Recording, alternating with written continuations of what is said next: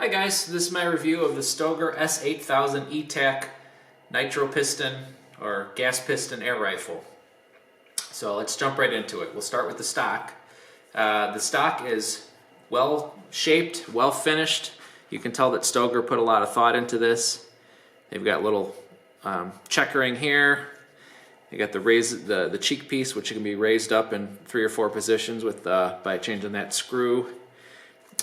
It came with different grip inserts, blue and orange, with very kind of fine grip pattern, and then also plain black with sharper checkering.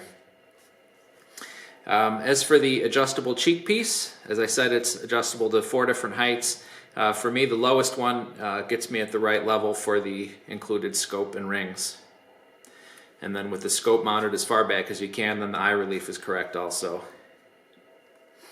Also underneath if you take this off, there's actually 2 small compartments under there. So if you don't mind carrying an Allen wrench in the field, or if you replace it with maybe a thumb screw or something, you could actually use that for storage if you wanted to. The scope rings. It came with these 2 rings, and they're 2-piece rings. Normally you would worry about this on a high-power Springer, but in this case you don't need to worry. They have stop pins, and the back one, when you line it up with the hole in the receiver, they don't move. Now I did Loctite all the screws. The scope screws did not come with Loctite, but the stock screws all did. So that was good. The 2 up here and then the 1 back here. Let's see.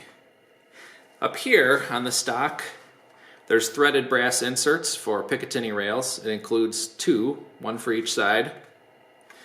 I thought I would just put them on there and leave them on there, but they're a little bit sharp and they catch on things if you're not going to use them, and I'm probably not going to use them, but it would be a good place to mount like a red light for pesting at night, or a flashlight or something like that, maybe even a laser if you're always going to shoot at the same distance. Another nice thing about it is that the hardware is almost all good quality Allen screw hardware. So the 2 stock screws here are Allen screws. The adjustable height for that is Allen screws. The screws to change the grips are Allen. The only ones that are not are the rear stock screw in this hole and the trigger adjustment screw. By the way, while we're talking about that, I drilled that hole because there was no hole that lined up with that trigger adjustment screw. Also included, but not pictured here, it included spacers, a blue one and an orange one to change the length of pull. I found that I liked it without any of them, and that when I'm shooting the gun, the balance point is right about there, not quite where you have this colored insert, but a little further back. And that's fine, because if it was any further forward than here, it would interfere with the cocking slot and it doesn't feel as good. But as it is, the balance point is right about there, and it feels great. Yeah, and then I mentioned the stock screws are Loctited from the factory. These 2 here, and then the big one back here. Now the scope, moving on to the scope, it's a Stoeger branded, oops, hit my furnace duct there, 3 to 9 by 40 with an adjustable objective, and that is well damped. Adjusts all the way down to 10 yards and up to infinity, and then the eyepiece is adjustable also, so you can focus the reticle nice and sharp. The turrets are firmly damped, click adjustable, but you can't push them down and lock down, or tighten a screw and lock them down, but they don't tend to wander, so it's not like you're going to change your zero by putting it in and out of a case or something like that.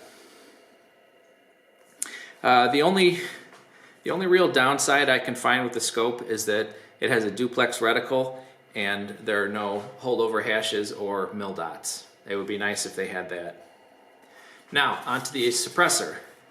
A lot of times on the budget air guns, you'll find this is kind of a cheap thing and it's cosmetic only. This one actually works. And one thing I liked about it is that they don't give you a front sight here. On any gun where you can reasonably mount a scope, I always mount a scope, and that thing is just kind of in the way when you're cocking. You have to grab it here and you get less leverage as a result. So I kind of like that. I don't know if you can see here, but there's nice sharp checkering on the top top corners of this outside of the suppressor. This stuff down here is just stylistic.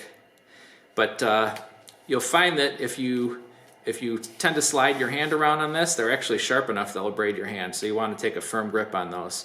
And a nice side effect of that is when you're walking around, you're around others and you don't want to sweep them with the barrel, with the muzzle, it's really easy to hang on to by that checkering. Okay, move on to page 2 here. Now, let's move on to the trigger. This is one of the things that can make or break an air gun, especially the budget air guns. It's a 2-stage trigger, but the first stage is useless. It's just very light, only goes this little bit. You get into the second stage, and it's long and heavy, and it doesn't stop right before it's going to break. It's just a mystery break. So you can just, there's the first stage, you pull through there, and it breaks somewhere in the middle. So as a result, between it being heavy and between it having a mystery break point, it's not that easy to shoot well. I'll demonstrate here. The cocking action, by the way, is very smooth, not too high effort. It has a nice sturdy latch here. But I'm going to point at my backstop here. There's the safety here. When you cock it, you push it in to cancel it and pull it out to reset it. But here I'll kind of narrate this. I pull here, first stage, I get through the second stage. You don't really know where it's going to break. So that makes it a little harder to get precision accuracy. And then I should also mention that it is an adjustable trigger. I drilled that hole, that little one there.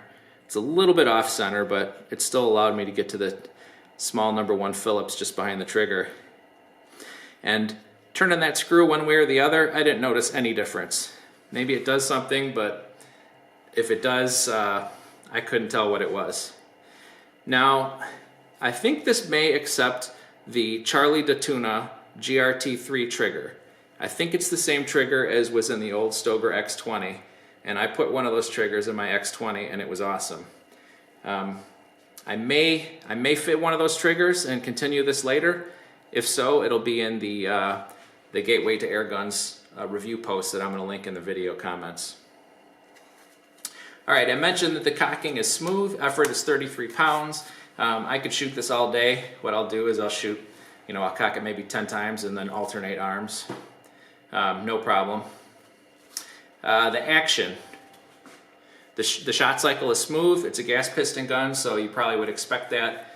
It doesn't buzz, it doesn't twang, it doesn't seem to rebound much. The action is very nice.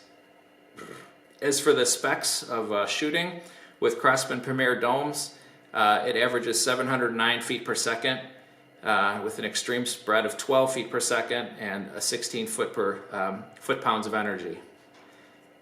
So that has a pretty narrow extreme spread, but with those Crosman pellets, I just get inexplainable flyers here and there. So I don't really like them. They're good plinking ammo and they're good break-in ammo, but you shoot, sometimes you get a really tight group going and there's always a really frustrating flyer with them. So that's the lightweight pellet that I chronographed. The next one I tried was a 21.1 grain H&N Barracuda match with the 5.53 millimeter head, and these average 563 feet per second with an extreme spread of 28, and this one only came out to 14.9 foot-pounds of energy. And then the last one that I chronoed a string of, these are 10-shot strings by the way, 17.9 grain H&N Sniper Magnum, and that averaged 631 feet per second with an extreme spread of 29 and for 15.8 foot-pounds of energy. So figure on about 15 to 16 foot-pounds of energy. That's enough to comfortably take a squirrel at least to 25 yards.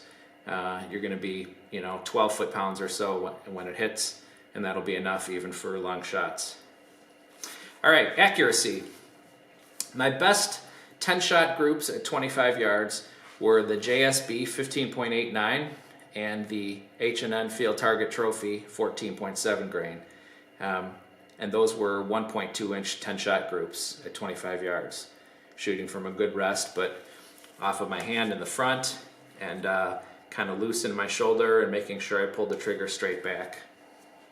One thing about shooting groups with this gun is that if you're going to have this as a backdoor gun for when you find a pest in the backyard, you'll want to shoot a cold group, because the first shot is always about 1.5 inches away from the rest of the group. So just keep that in mind. If you want to shoot groups and shoot it at the range or plink, you can just plan on that first one being a flyer, and the rest of them will be pretty tight. You'll see some illustrations of that if you go look at the groups that are posted in the GTA review thread.